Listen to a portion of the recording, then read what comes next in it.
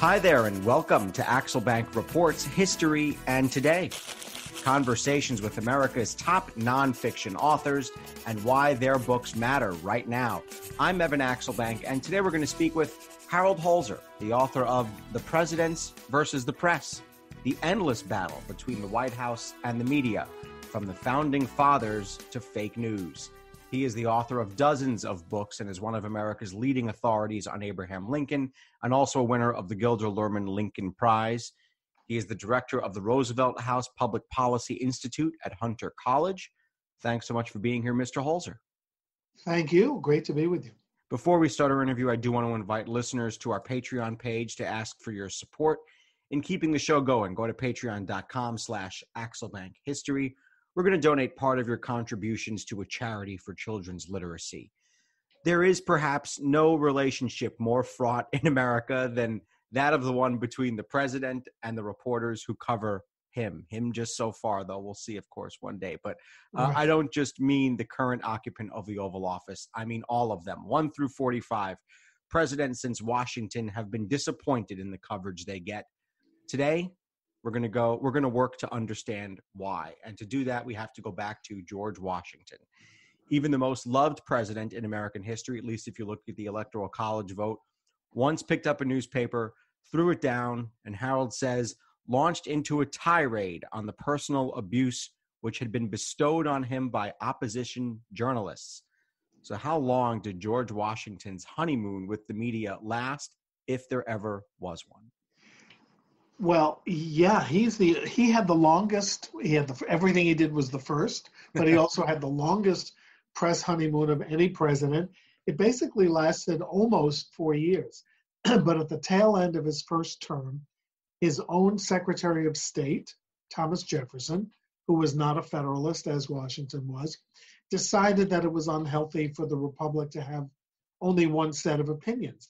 And there was only a pro-Federalist newspaper in the national capital of Philadelphia. So Jefferson paid to have a pro-Republican Democratic editor move to Philadelphia from New York, gave him a job in the State Department. Think of that.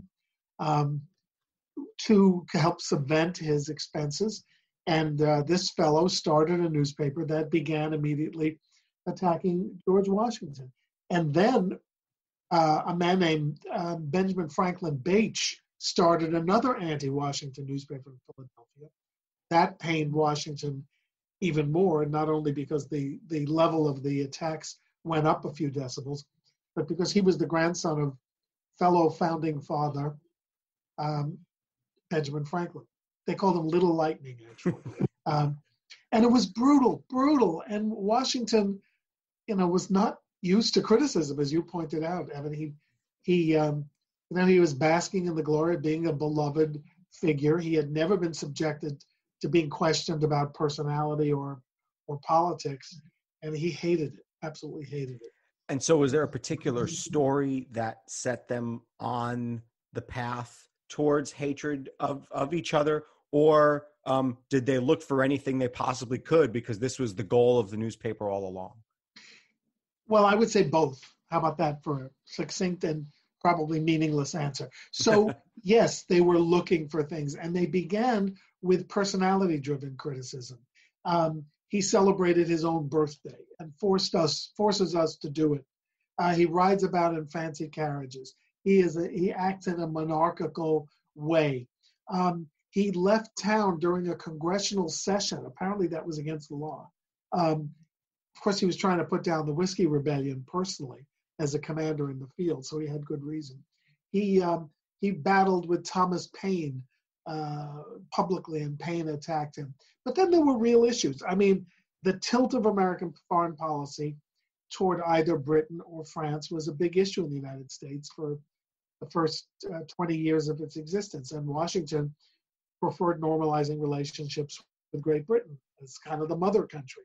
Jeffersonians believed that it was the enemy country, and that the revolution in France more exemplified the American Revolution and should be supported and respected. And that was the big battle line, the big fault line.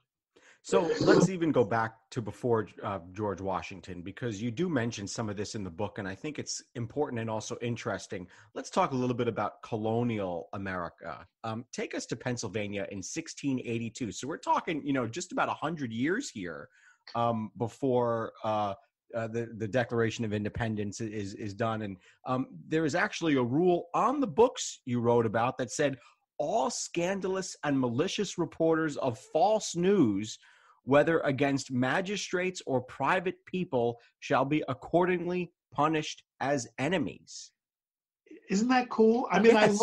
I was looking for the earliest possible mention of fake news or enemies of the state, and I found it 100 years before the Republic was created. So yeah, newspapers were not supposed to ridicule people in power, and obviously Peter Zenger and the revolutions, against capricious libel accusations transformed the limits of American journalism. But what also transformed it was the politicization of the culture.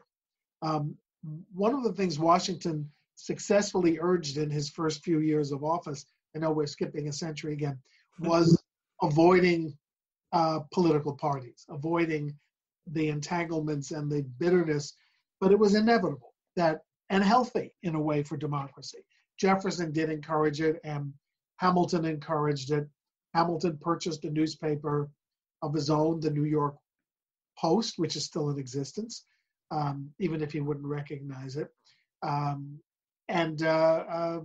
Madison and Jefferson and others contributed to newspapers, certainly Madison more.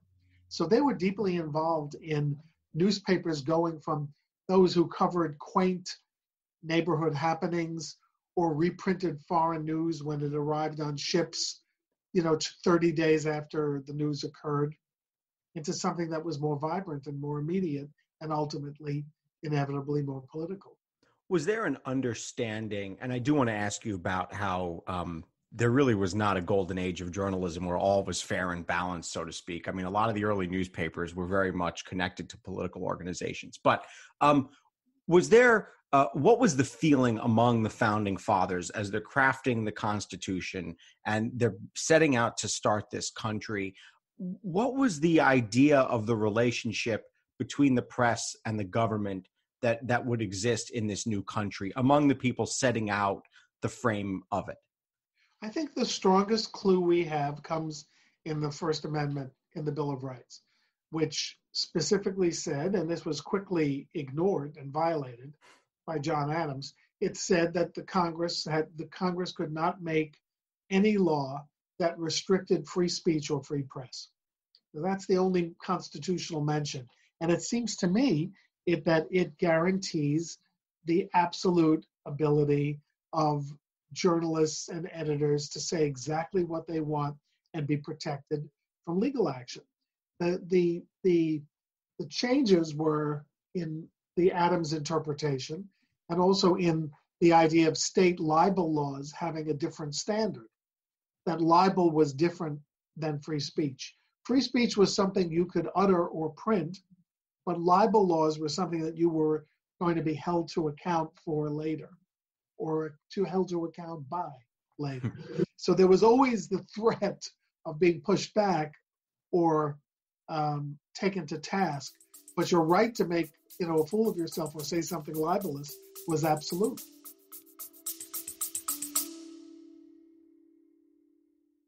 Baking from our childhoods just sticks in the memory, doesn't it? We never set off on holiday without piles of Tupperware. And there'd always be Bakewell slice, flapjacks, and tray-baked scones in the boot. Do you not do that, Lisa? Yeah, no. Sadly, I do not stack the Tupperware in the back of the car when we go off on holiday. Oh. Welcome to Small Ways to Live Well, a new podcast from the Simple Things magazine. Season 2 is a pick-me-up tonic that helps us make the shift from winter to spring. A 6-week suggestion box full of things to note, notice and enjoy about the season. Search for Small Ways to Live Well on your podcast app.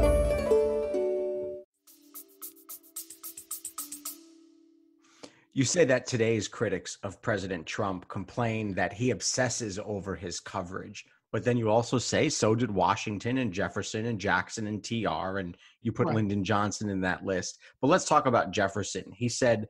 Jefferson said, our liberty depends on the freedom of the press, and that cannot be limited without being lost.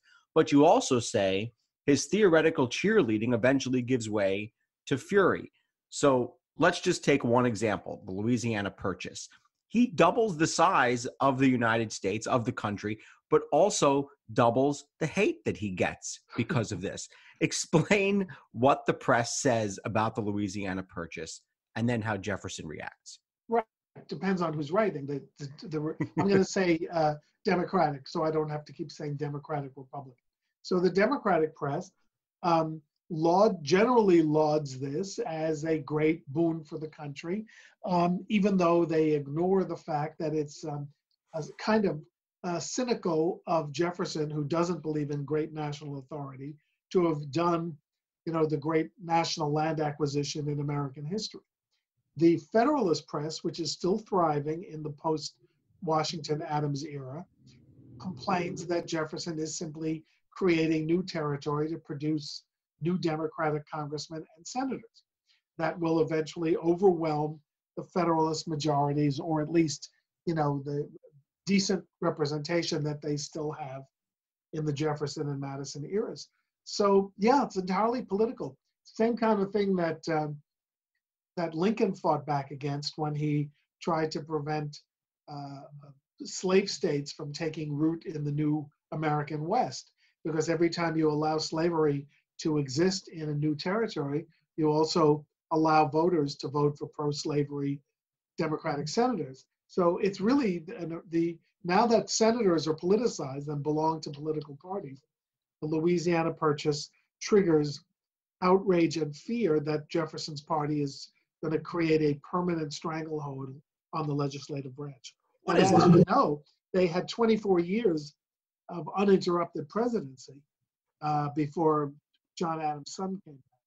What is the stream of news and of media coming into the White House at that point? Are newspapers delivered all day long? Is there just a morning edition? And how much time does Thomas Jefferson and I guess those of his cohorts in that era, how much are they reading and what are they reading?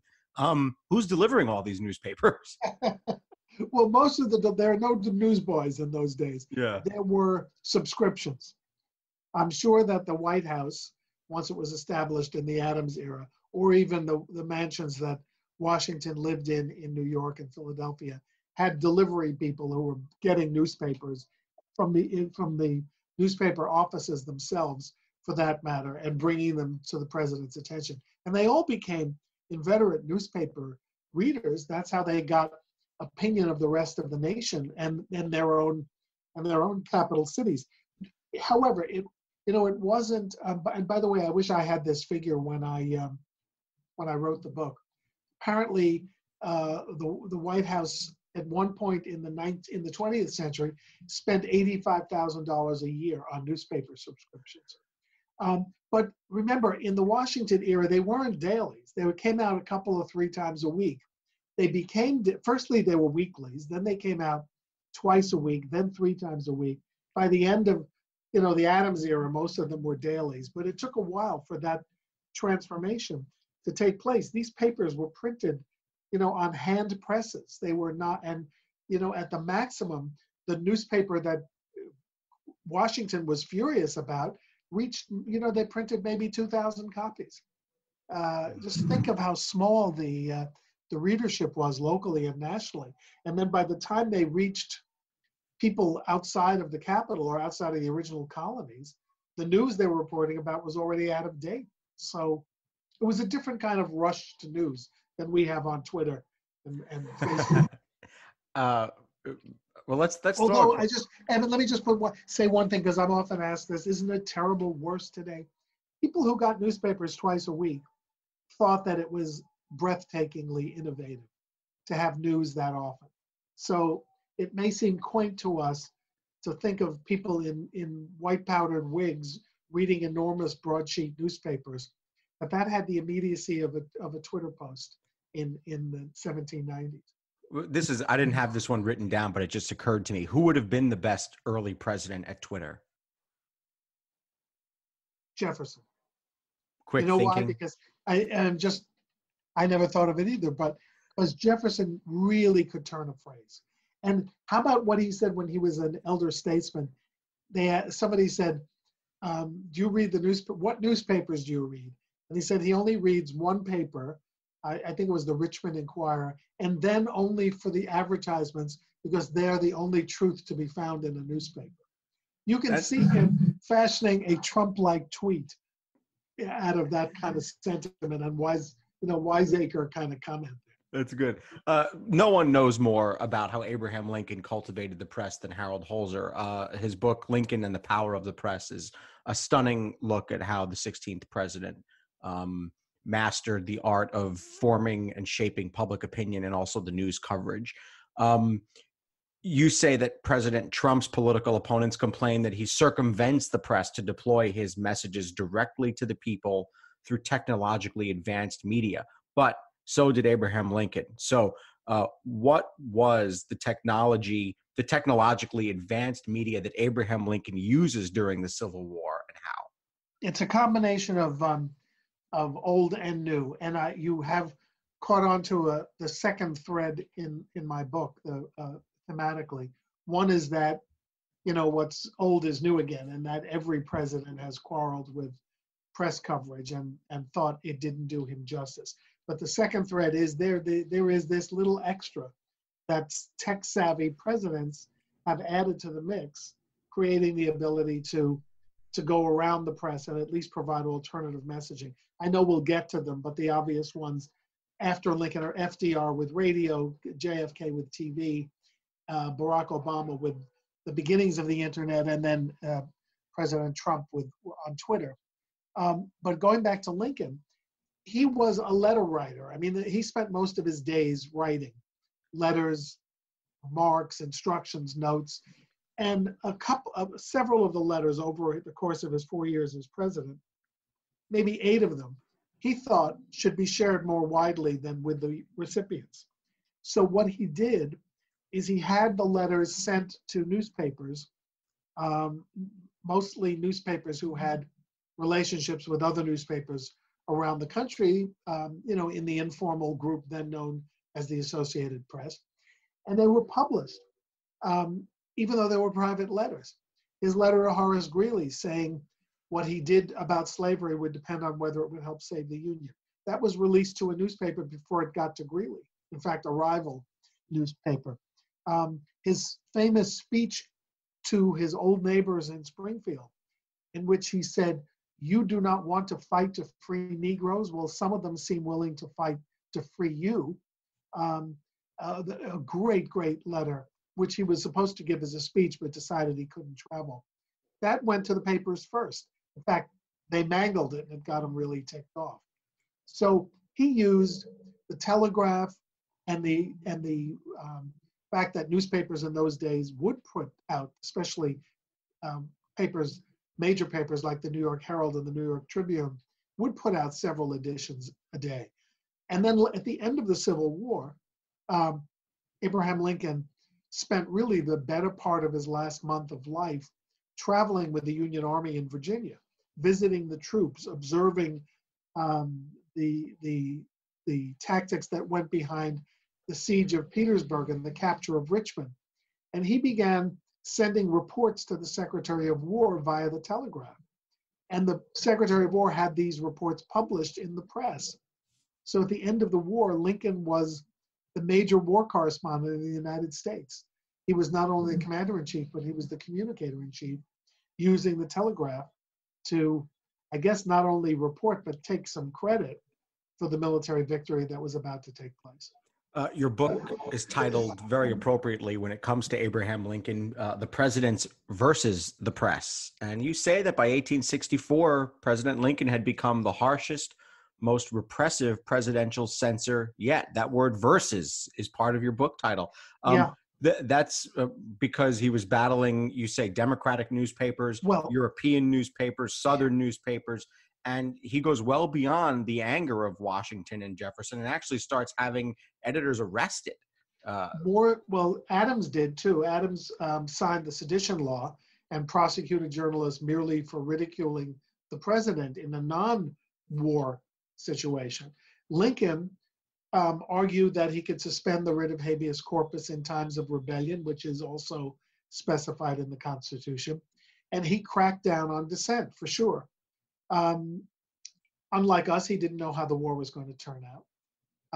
And he believed it was worth violating the Constitution to save it permanently. I mean, we can argue about this, but the fact is his administration or him or his army closed between 250 and 300 Democratic newspapers for offenses that seem as innocuous as urging young men not to re-enlist in the army after the Battle of Bull Run.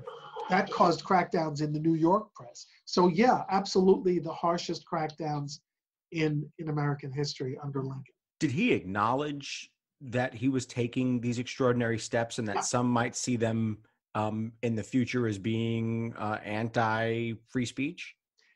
You know, again, he's trying to win the Civil War, ultimately trying to end slavery in America. In one of those public letters that was published not only in the press, but as a pamphlet, he used several kind of homespun allusions to explain his policy. One was that, and this was in an era when amputations were becoming all too common, you would always take off a leg to save a body, but you would never kill the whole body to save a leg, meaning the First Amendment.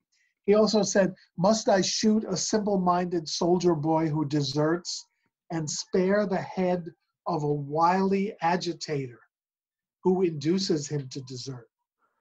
And the answer is the wily agitator, whether it was in speech or in print, he was not going to spare. And he said that among the press he believed were spies and agitators, and he felt no guilt about it, and he did explain it in this public letter we know it as the Corning letter, because it was written to Erastus Corning, a Democratic politician in my state, New York. The next president you focus on is Teddy Roosevelt. So first of all, how did the media change in the 35 years since Lincoln's death? I remember in your Lincoln and the Power of the Press book, you talk about how newspapers are essentially an arm at that point of political organizations and political parties. Had that changed by the time Teddy Roosevelt takes office? So yes, for 100 years, the press was proudly connected to political organizations. They were pro-democratic, they were pro-republican.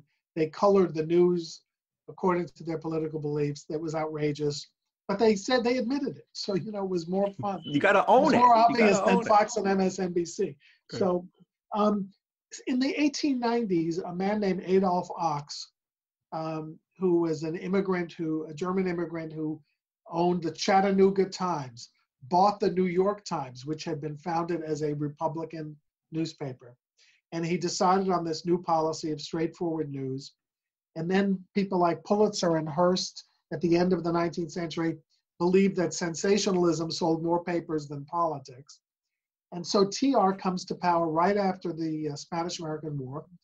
And he's the perfect president for this new era, which is more of a front page era than a political press era. It's more about reporters than it is about those famous editors of the 19th century, like Horace Greeley and James Gordon Bennett and Henry Raymond of the Times. It was now all about these guys who could get big stories. And TR, who was famously described as desiring to be the bride at every wedding and the corpse at every funeral, is he thinks he should be on the front page of every paper every day. And by the way, when he wasn't, he would undercut other people's stories to make himself the headline in the next edition. He just worked it really hard. And he worked both long-form, serious investigative journalists like the muckrakers, whom he denounced as muckrakers and when he was sort of finished with them, and also the daily White House press corps. He invited them into the White House. I feel like Joe Biden. Number one, he invited them into the White House. Number two, he invited them into his office every day while he was being shaved for his afternoon shave. something you and I could do more with more of. People can't see us. But Right. I don't have a COVID beard. You might have a COVID. No, I've had this is a beard couple of days here. This is just a couple Oh, of days. okay. I've had this for 50 years. So, Yeah. So he invited them in while he was being shaved every day, and reporters got to ask him questions. It was the first news conferences, even though they weren't formal. Well, you describe a wonderful scene where the barber is basically physically holding him down in the chair because TR is such a force of nature. The press, got wise to this, and they purposely would ask him the most provocative questions when the barber had the straight edge razor in his neck, because they wanted to see if they could draw blood by asking it. And TR would jump up and rip the towel off in anger, and the barber would retract. Oh God, I'm sorry. Would retract the blade. The blade just in the nick of time. One of the wonderful things that I love about Teddy Roosevelt and also Franklin Roosevelt, is who we'll get to, is they were so good at the hand-to-hand combat of politics. They were real, you feel like you could run up to them as a reporter anywhere, in America, without a moment's notice, and they'd be able to play hardball with you and ask a question or answer a question. Why does TR realize that these briefings can be a powerful tool? What is in his political makeup that makes him understand that this can be a way that I can bend public opinion? Well, he is keen to the changing media. He is aware that by lassoing the press and having them in the White House, subject to his announcements, his press releases, his whims, his barber's hours, his hikes, his tennis matches. Actually, he didn't like them to know he played tennis because he thought it was a sissy sport, and he didn't want to be seen doing that. Hiking, boxing, that was more his thing. So the tennis courts, which I think he built, were off limits. So he got it. And, he saw the immediate results. He was the star of the nation's caricaturists. He organized or allowed the organization of the first White House Photographers Association, and understood. In Lincoln's era, photographs were not published in newspapers, but in Roosevelt's era, they were. And he famously held up, and this is a great time to be talking about it, as we're speaking today, he held up a Thanksgiving ceremony because the AP photographer was detained. So he just said, well, let's do it when he gets here. There's no point in having this event without the AP photographer. No one will know what happened. Also, even though more was, less was never more for Roosevelt, he did not like journalists writing about his family. And that was a tradition for about 30 years, that the presidents, even the attention seekers like TR, thought that their children were off limits and their wives. When it comes to presidents who tried to circumvent the press, FDR, the cousin here, is perhaps king of the castle. Even though FDR realizes that he can use radio to go right into people's rooms, this becomes a technique that he uses throughout just about his entire administration. So how does he realize that? Well, the incredible power of the fireside chats can't be overestimated. There are only 28 of them. 29 if you count the one that he did the day after the election in 1932. Believe it or not, there was a president who didn't concede, even though FDR won 41 states out of 48. Hoover did not concede. So Roosevelt went to his parlor, and from a chair in front of his fireplace, he spoke on radio. And then he did a second take for newsreels. So he was also a newsreel president, which is a little bit underestimated in comparison to the power or the fame of the fireside chats. But as you pointed out, he was also astonishingly open and devoted a lot of his time to the press. He had 998 press conferences during his 12 years as president. That's 2 a week. And he would sometimes skip them when he was at a summit at Yalta, but he did some at Yalta. He did them at Casablanca. Extraordinary access for the press, and he loved jousting with them. If you look at the transcripts, he could be rude, like Trump arguably is when he says, that's a nasty question, or I'm not calling on you, that's fake. He would tell journalists, go stand in the corner, go put on a dunce cap. I'll tell you one thing he did that's positively Trumpian, and I say that not about politics, but about being thin-skinned. The New York Daily News was a great supporter of FDR's. In fact, they raised the money to build the White House pool for him. It was not a government expense, so he could rehabilitate in it. But when Roosevelt made it clear that he was, with the peacetime draft, he was getting ready to enter the war somehow, the newspaper turned against him. And one day Roosevelt came into one of his press conferences and handed the Daily News reporter a fake German cross, the highest military honor in Germany. And the journalists, all of the journalists, thought that he had gone really too far, accusing the guy of being like a Nazi at that point. So he could be really tough and angry at some points. But don't forget, the press is at the same time refusing to write about his disability. By gentleman's agreement, for the first 8 years of his presidency, there are no photographs of Roosevelt in his wheelchair or being lifted out of cars or trains or put into them. Sometimes he would say, no pictures, boys, but they would listen.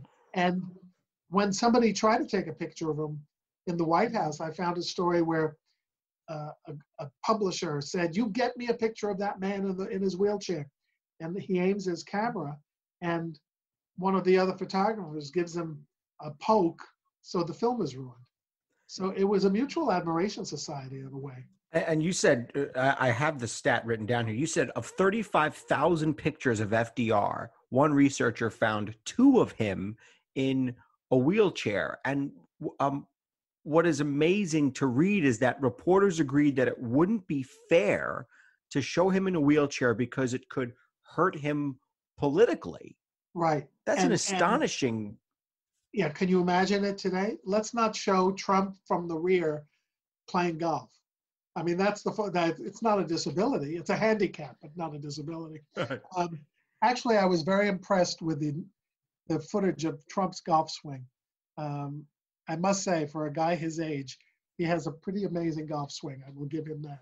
And he lets the press photograph it. There must be a gap in the trees at his Virginia golf course. One of the things about FDR, and I learned this in college, and from the dozen books I've read about him, it's very clear to me that he was really good at juggling the presidential jobs, to go from foreign policy to domestic policy, and then let me give a big important speech, and let me handle my party, and let me handle the judiciary. He was really, really good at juggling the presidential hats. When he was giving these press conferences, was he really good at going from one topic to the next, being able with an encyclopedic understanding of the nuances? He was astonishingly well informed, but he also had a way of deflecting. If someone asked him a tough banking question, he would, and I agree with you on his ability to juggle. I will say the first, 8 years of his administration are mostly devoted to domestic policy. Mm-hmm. And then as the fascist threat grows, he pivots. And then, of course, the war years is mostly devoted to military news and military boosterism.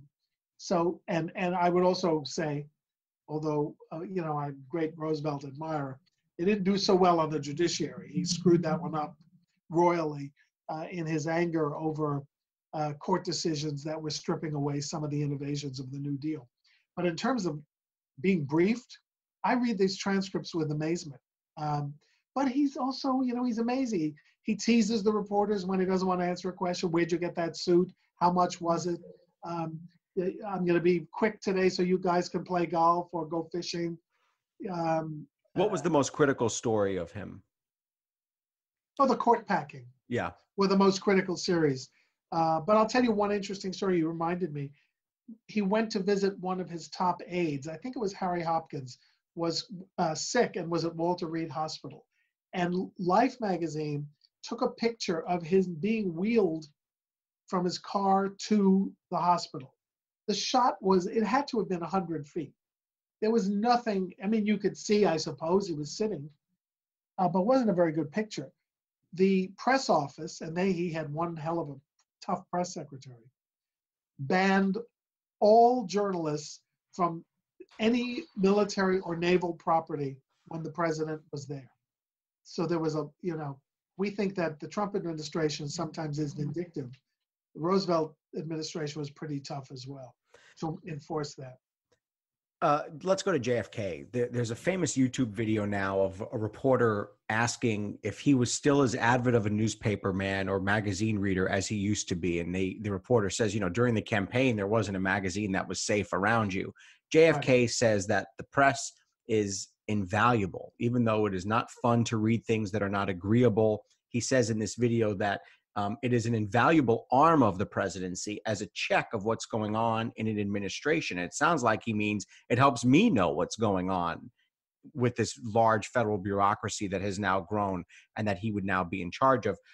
He says that Khrushchev's totalitarian system might have advantages because he can move in secret, but is actually at a terrific disadvantage, as JFK says, to not have the abrasive quality of the press. So he really knew how to pour it on, didn't he? Yeah, right, exactly. So remember, at the same time, he's furious at the press at several points.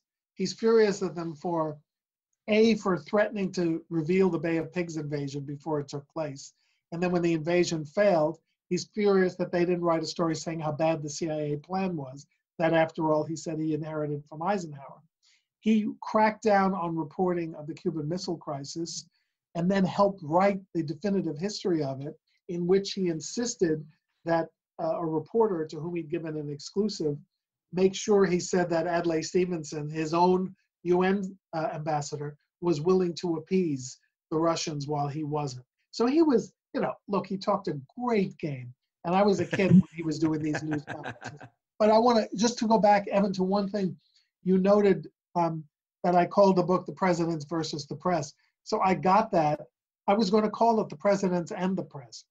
But I was reading, doing my Kennedy research, and at the Kennedy Library, I came across the transcript of a speech he gave in 1961 to the American Publishers Association at the Waldorf Astoria in New York City. And he said to them, I was going to call my speech The Presidents versus the Press, because that's how you guys sometimes behave. If I had to choose between freedom of the press and national security, I would choose national security, and you guys have to do that too. But I will give you the benefit of the doubt, and I will call it The Presidents and the Press. I mean, give me a break. I use The Presidents versus the Press. He was a master of press conference, televised news conference. Talk about the right man at the right moment. Yeah, and those press conferences are actually very funny, the way he answers different questions. If you pull them up on YouTube sometime. Of course you have, but they're so funny. And one of the reporters he turns to every time he thinks there's a lull, is a woman named May Craig.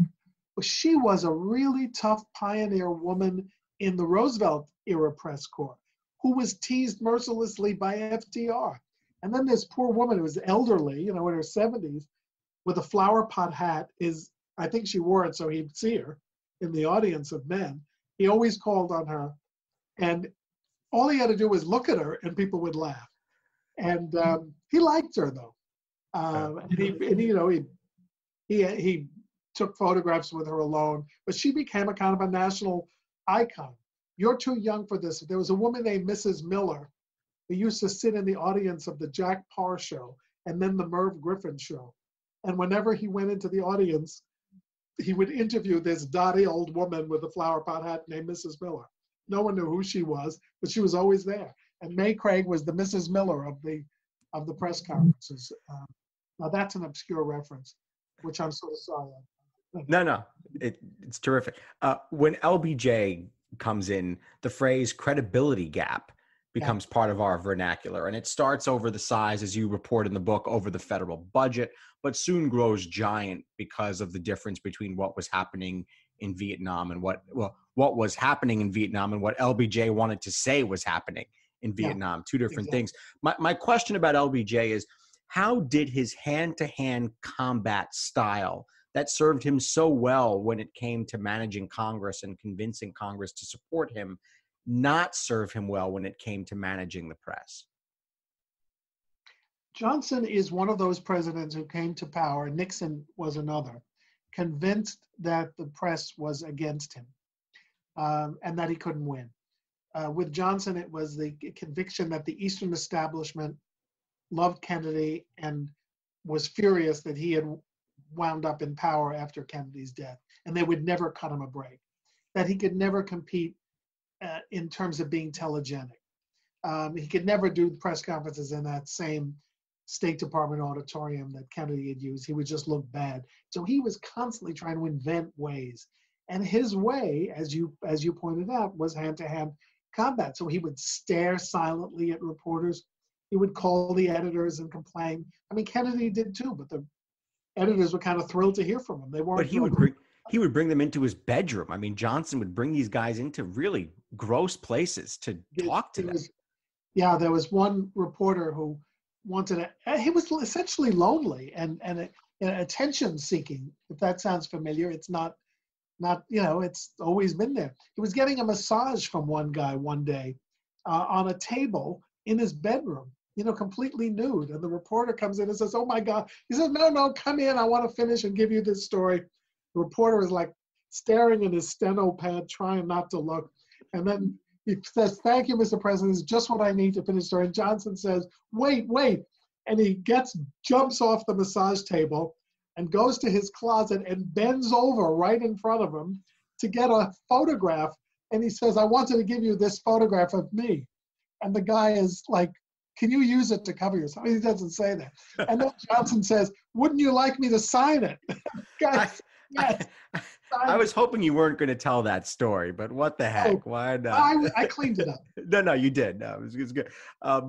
So he was a physical being, and he pushed his physical presence on people, whether he was in their faces with his own face or with something else. Reporters swimming nude in the White House pool. It was an intimidating factor. So why does that? He wrote about it, said he was pretty gross in natural state. So it was, not exactly showing off. So why does that not serve him well when it comes to managing the press and managing the issue of Vietnam and the war and all that? Well, the facts are against him. I think he actually didn't do a terrible job with the press. He had very good press secretaries.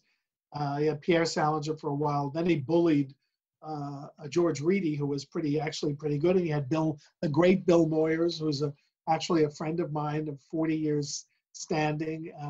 So he had some pretty good professionals. But, he micromanaged. He made unreasonable demands. He yelled at his staff. He kept, Joe Califano was one of his young aides. He kept saying, I want you to hold a transistor radio to your ear 24 hours a day. And Califano just sort of laughed at him. He's a member of my board of advisors now at Roosevelt House. He told me some great stories. And he was pretty fresh to Johnson, which Johnson actually liked.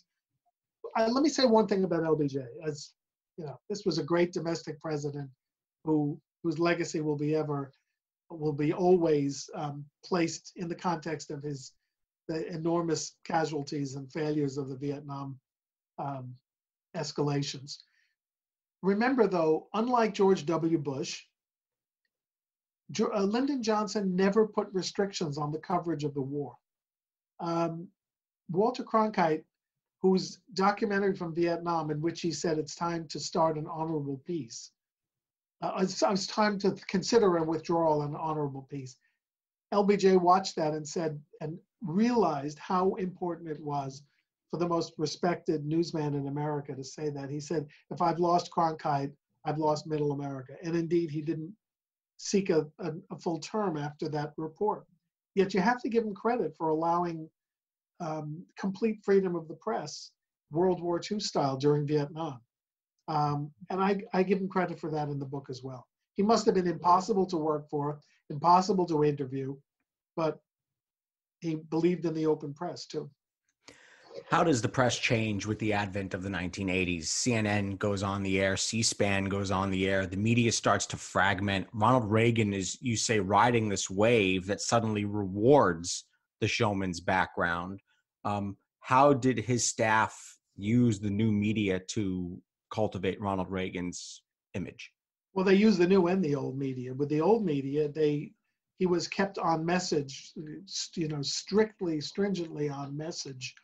And as you point out, he was a remarkable performer as president, and he was pretty frank about it. He said, I know people say I'm the first actor to be president, but how could you not be an actor and be president? He was on stage. When President Trump walks to his helicopter, he is unable to resist the rope line of reporters. He strolls over and squabbles with them and fights with them in this scrum. Reagan would cup his ear as if he couldn't hear their questions, or point to his watch as if to say in pantomime, I have no time, I'm sorry. So he was basically doing silent movies for the reporters. And it was endearing. Look, it wouldn't have worked if he wasn't so deft at it. But he also used he had introduced the weekly radio address. The local press. And by the way, he was an enormous fan of C-SPAN. I found this out from my friend Brian Lamb, who founded the network. He insisted that the White House get C-SPAN. There was no cable then. They had to get satellite connectivity. And he would go up to the family quarters and watch C-SPAN, maybe not as often as Trump watches Fox or whatever he's watching now. He doesn't like Fox, but he was almost addicted to it.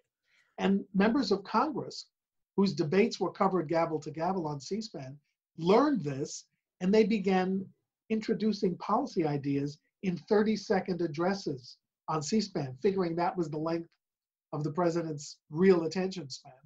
And the president would immediately adopt these ideas or discuss these ideas. So he used the new media, and the new media, in a way, used him as well. My question about Bill Clinton is he comes into office as this partisan press is sort of retaking hold. And as, you've got conservative websites out there, you've got talk radio that's really becoming a force, especially in conservative politics. It felt a lot like reading about the 1860s and the 1850s as this partisan press starts to take hold. Why did Bill Clinton sort of miss this threat of the conservative press as his administration starts to, take on water because of the various scandals that hit? Well, it's a very good question. And he should have, because his campaign was nearly sunk by reports over his, his draft status, his pot use, whatever. Travelgate, Vince Foster. Well, that's when he becomes president. Yeah. He has a great security about himself, and he's always been convinced in his whole life that his charm and his good works will overcome questions about truth and even raw politics. And he underestimated the anger that the press had, I think, about not being able to overturn his campaign before the Democratic convention. When he overcame the draft thing, the marijuana thing, and the infidelity charges with his famous 60 Minutes interview with Steve Kroft on Super Bowl Sunday, I might add, in 1990, I guess it was 92, early in the campaign season. I think the press developed an anger toward him, and they were determined to find ways to bring him down. He didn't help himself, of course. But to this day, and he is the only president I interviewed for the book, he acknowledges some mistakes that he made in dealing with the press, like locking the door between the basement press room and the press secretary's office. That wasn't a smart move, and he admits that.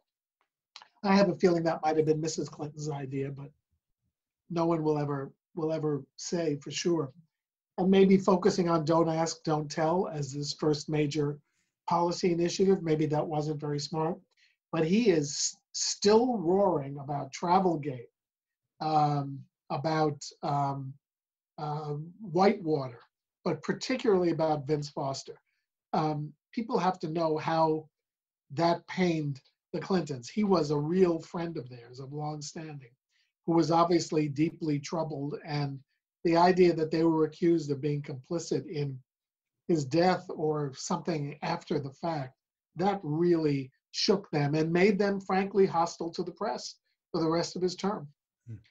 Barack Obama is the first president to use Twitter. And that was done, and as you well know, much to the fury of conservative media and opposition. He took a lot of heat. There was a nickname, the tweeter in chief, and people really hit him for that. But you also not just the conservatives. I spoke to a lot of progressive journalists who really believe that he was not transparent and not available to them, referring them to the White House website, talking to the press only on birthdays, things like that. Until Trump, I think some of these journalists maybe regret what they said, but they thought that Obama was the least successful president of the modern era. And one of the things that you write about in the book is I'm sorry, Obama. Did I say Trump? I'm sorry. No, yeah. One of the things that certainly comes up with Barack Obama is the lack of responding to public information requests. And as you say, he used Twitter to go around the press and basically communicate with the public that way. Right. In fact, I think one of his big mistakes was his office answered a journalist question by saying, just check the White House website. Journalists do not like to be referred to a website for information. And also, many presidents have gone after leaks. Trump was not the first to go crazy and call in an Anthony Scaramucci to plug leaks. Reagan was furious about leaks. Bush 1 was furious about leaks. But Obama actually wiretapped a New York Times reporter's phone and the phones of his family in an effort to find out if he was the source of leaks that he thought threatened national security. So he was also an enforcer. And of course, the press doesn't like that either. Well, we've made it all the way to number 45. Donald Trump, fake news, the enemy of the people, the worst people on earth. I personally have been booed at a Make America Great Again rally. I have seen people nearly punch out a CNN reporter. You say in the book, love Donald Trump or loathe Donald Trump, he became one of the most effective communicators in White House history. But you also say that he didn't wage battles over the truth. He waged war over the war itself. What will be the impact of Donald Trump's war versus the media? Well, I think, if so many people are convinced that he won the 2020 election, and if that distortion, and this, I'm not being political, I've lived through a lot of elections, I've studied all of them. If people actually believe that massive fraud took away the vote from Donald Trump, then we're living in an era in which objective truth has lost its meaning. And I think the challenge will be to establish something like a national consensus on what's real and what's not real. I think the damage that he's done is serious and deep. I'm not talking politics, I'm not talking issues, I'm talking about the war on objective truth. And just, I hate to say look at the polls, because the polls were wrong in the election campaign, but if the polls are right now that 50 or 60% of Republicans think that Trump won and that the vote has been stolen, then we're in a very bad situation as a democracy. And I think the threat is not just about the press, it's about democracy, it is on democracy itself. Is the press still strong enough to confront a president? We have another problem now, and that is that we have a 21st century presidency with all of the adroitness with the high-tech media and all of the ability to say A is true when B is objectively true and convince large numbers of people. But we also have a fractured media system where conservatives watch one ecosystem of news and liberals watch, and moderates watch another ecosystem of news. And so we have a high-tech world, but we're back to the 1850s in terms of journalism, where you only read what you believe is telling you the truth when it isn't. Now, I think, we survived it in the 1850s, even though it took a civil war. We survived it in most of the 19th century. Somehow we reached consensus, despite the fact that we're reading partisan or consuming partisan media. I don't know what the answer is. Maybe it's for Fox and MSNBC to label themselves as official organs of the Republican and Democratic parties, respectively, so that everybody has no further questions about the fact that the news that they report is colored by their political and beliefs. Based on what you know about Joe Biden, how do you expect his treatment of the press to be? I expect it to be more like the Obama era. He's already not making himself available often. He doesn't have the swagger that Donald Trump has. I mean, he'll go out and do an hour and say nothing except a lot of insults. Biden doesn't do that, and the press is already complaining. He's not only is he not president or become his or had his honeymoon period, he's still the president-elect, and they're saying he's unavailable. So I think with Biden, it's going to be complaints about accessibility, for sure. And the press conference is not his strongest format. He's not going to do a lot of them. What does it say about, well, let me ask it this way. What would you say to people as we continue to watch this battle of presidents versus the press?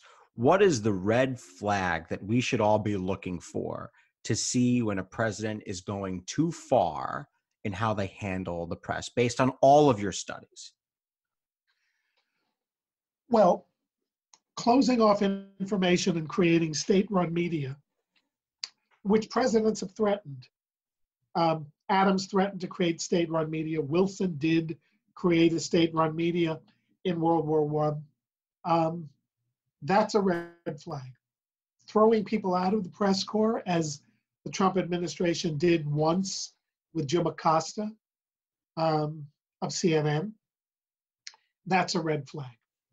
So as long as there's access and the ability to report and the freedom to report, then I think we're fighting on fair terrain. And just one hopes, and add in the need for more education, civics education in the schools, which is desperately needed so people learn about the system. I mean, the senator-elect from Alabama was asked what the three branches of government are, and he said the House, the Senate, and what was his third? It wasn't, I mean, it was so ridiculous.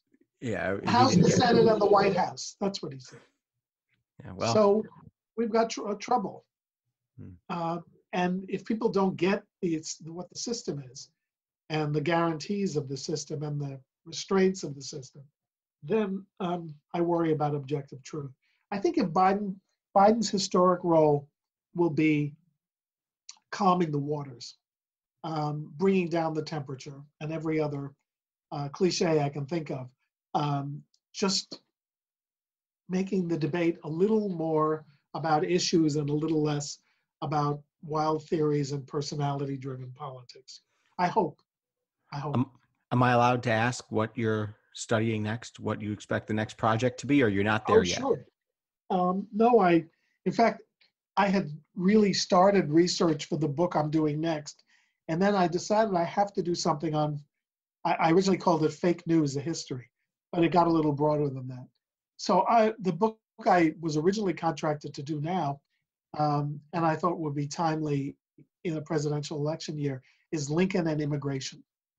Because there was a lot of pressure on the system in the 1850s and 60s with the flow of people from Ireland and Germany and other places. And it's always good to see how Lincoln handled this. Can we have you on to talk about that? If I'm still here, I will. That's what Lincoln used to say. If alive, I will vote Republican on November 3rd. That's what he said for his own election. It's a deal. Harold Holzer, author of The Presidents versus the Press, the endless battle between the White House and the media, from the founding fathers to fake news. Thanks so much for joining us. Certainly check out that book and his website, haroldholzer.com. I do want to invite listeners to our Patreon page to ask for your support in keeping the show going. go to patreon.com/AxelBankHistory. We're going to donate part of your contributions to a charity for children's literacy. And thank you for listening to Axel Bank Reports, History, and Today, conversations with America's top nonfiction authors and why their books matter right now. Be sure to check us out on Facebook, Twitter, and Instagram at Axel Bank History. We update those with clips from the show, guest announcements, and book recommendations. We'll see you next time. Thanks.